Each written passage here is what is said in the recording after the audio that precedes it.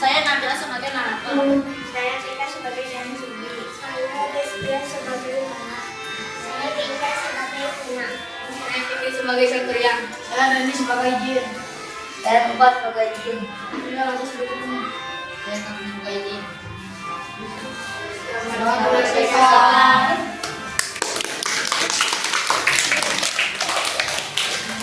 Pada zaman dahulu di sebuah kerajaan makmur yang bernama Parahyangan, hiduplah seorang putri cantik yang bernama Dayang Sumbi. Dia suka sekali menenun di pagi hari. Suatu hari, Dayang Sumbi sedang menenun di atas teras istana. Namun, benang pitalanya berkali-kali jatuh. Dan Dayang Sumbi merasa sedikit pusing dan lemah. Entah kenapa, benang pitalanya jatuh terus dan menerus. Karena jengkel, Dayang Sumbi pun berkata,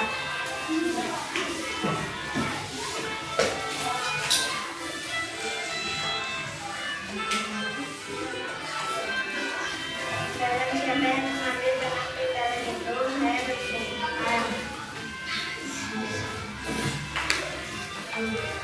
Dia laki-laki akan kuambil sebagai suamiku.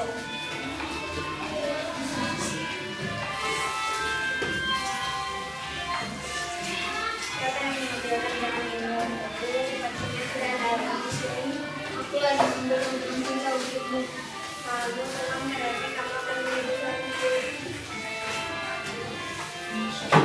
betapa terkejutnya Dayang Sumbi. Ternyata yang mengambil benang pitalan itu adalah Tumang, si anjing kerajaan yang terkenal sakti dan setia. Tetapi Dayang Sumbi tidak bisa mencabut sumpahnya dan ia menikahi dengan si Tumang. Hasil pernikahan mereka, Dayang Sumbi melahirkan seorang bayi laki-laki yang bernama yang berwujud manusia yang diberi nama Sampurian. Tumang pun berpesan kepada Dayang Sumbi untuk tidak mengatakan kepada anaknya Sampurian bahwa Tumang adalah ayahnya. Dayang Sumbi tolong dan kepada Sampurian di waktu hari. Saya dengan kamu tidak akan mengatakannya kepada Sampurian meninggal. Sampurian pun tumbuh menjadi anak laki-laki yang lincah, sehat, dan cerdas. Tumang pun selalu mengikuti Sampurian kemana ia pergi, serta mengajarkan kesaktiannya. Ya Tumang, tadi jangan aku. Yang Sampurian akan membantu. Sampurian mengira Tumang adalah anjing pelihara ibunya, dan dia tidak mengetahui bahwa Tumang adalah ayahnya. Suatu hari, Dayang Sumbi menyuruh Sampurian untuk memburu untuk pesta istana nanti malam. Kemudian anakku pergilah berjumpa bersama teman pesta. Baiklah, Bunda, Sampurian akan mendapatkan durian yang sangat banyak. Sampurian pun pergi ke hutan untuk memburu dan ditemani dengan Tumang. Sayangnya, sampai akhir gelap, Sampurian tidak mendapatkan hasil apa-apa. Karena jengkel, akhirnya Sampurian memburu Tumang sebagai hasil buruannya dan menyerahkan dagingnya kepada Dayang Sumbi. Dayang Sumbi tidak mengetahui bahwa itu adalah daging Tumang. Dia mengira daging itu adalah daging biasa. Bunda, ini hasil buruan itu pesta istana.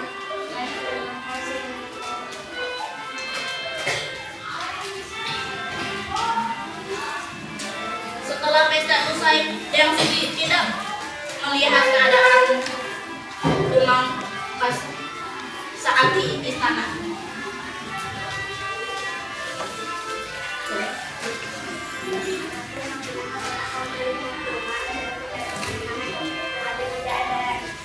Aku sudah mengambil itu.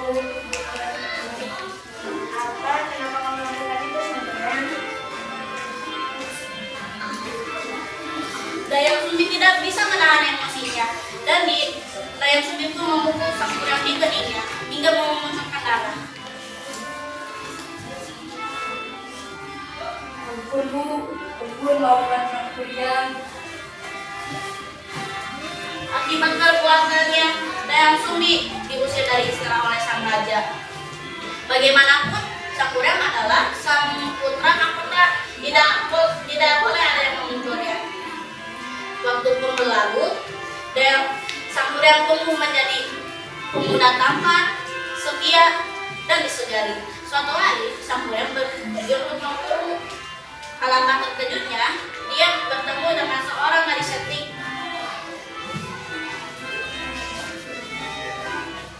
Siapa itu wanita gadis yang begitu cantik?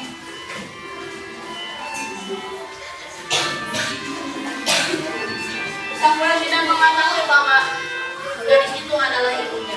Begitupun sebaliknya. Sang Kuryang tidak berpikir lama untuk melamarinya. Kemudian Dayang Sumbi pun menerima lamaran itu.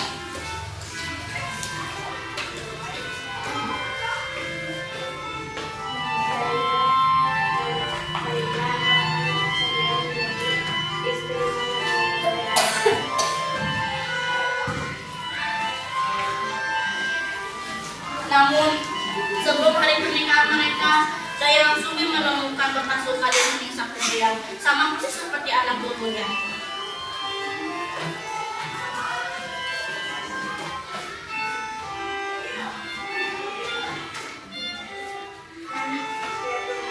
Ternyata pemuda ini adalah yang mereka ketemunya sama seperti dahulu.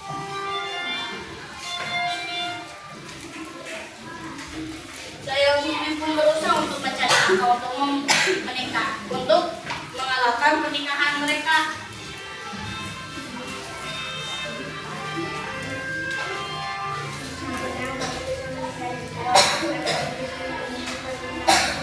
Apa kehilangan pernikahan terjadi? Dayang Sumbi sudah memikirkan rencana untuk mengalahkan pernikahan mereka. Rencana itu sangat susah, pastinya Sang Kuryang tidak bisa memenuhinya.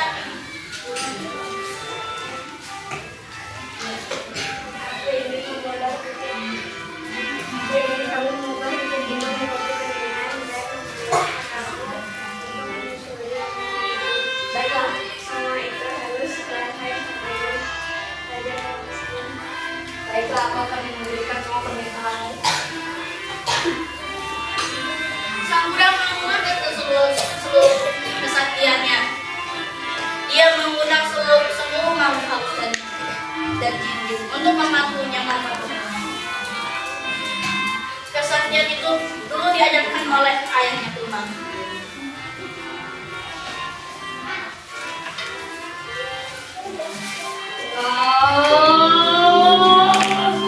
Keluar!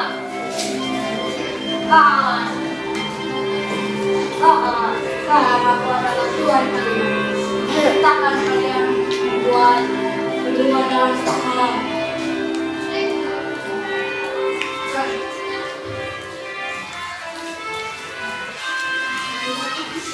Saat semua sudah terbendung, sungai ditutupi oleh rumput dan tanah. Ini aku bisa membuat ini menjadi bendungan. Sang Kuryang pun pergi untuk menebang pohon raksasa untuk membuat perahu yang sangat besar. Sekarang aku tinggal membuat perahunya. Dayang Sumbi mulai gelisah saat melihat Sang Kuryang yang pekerjaannya hampir selesai, tetapi fajar masih lama.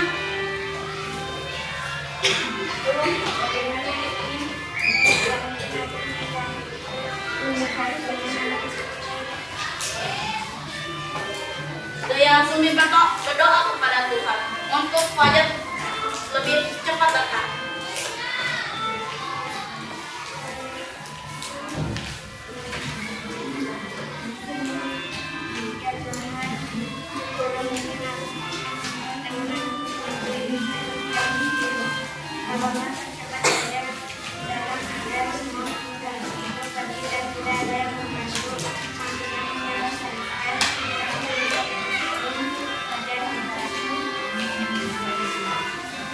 Keajaiban itu terjadi.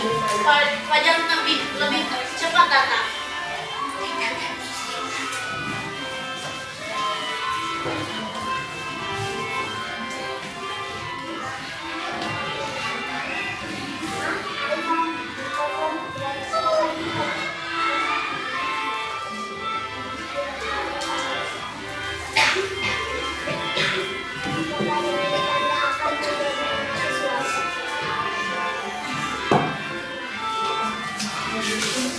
Sampur yang sangat parah karena dia ditipu oleh Dayang Sumbi.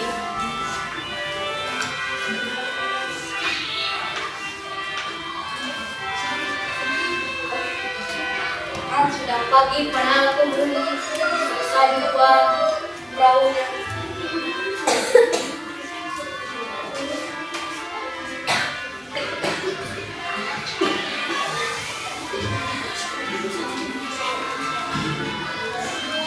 Sampur yang tidak percaya bahwa Dayang Sumbi adalah ibunya. Siapa sebenarnya aku itu? Sekali kamu Aku adalah ibu kandungmu.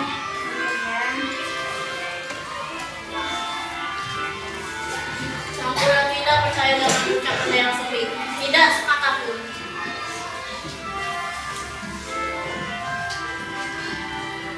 tidak mungkin kau itu, tidak mungkin, tidak. Kemudian Sampur yang menendang perahu itu hingga yang itu jatuh di atas gunung dengan posisi terbalik.